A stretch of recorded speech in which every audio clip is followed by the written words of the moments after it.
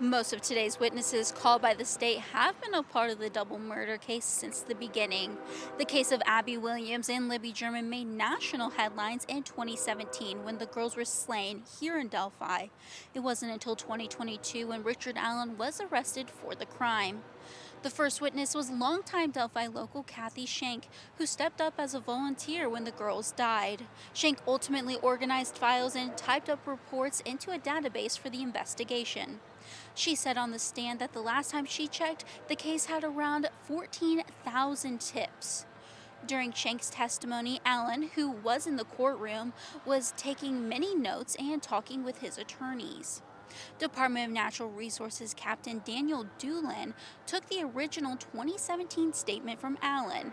Today he testified it was weird because Allen didn't want to meet at his house or a police station, but rather in a grocery store parking lot. Allen shook his head throughout his testimony.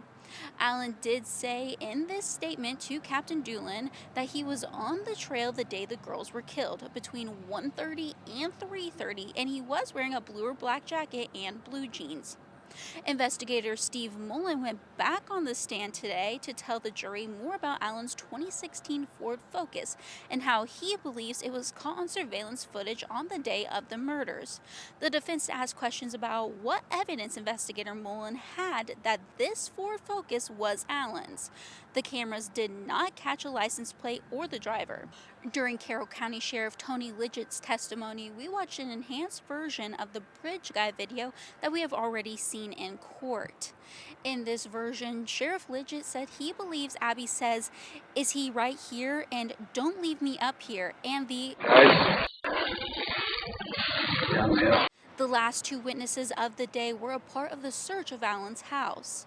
Some of the items taken include knives, a blue Carhartt jacket, and a Winchester Smith & Wesson bullet.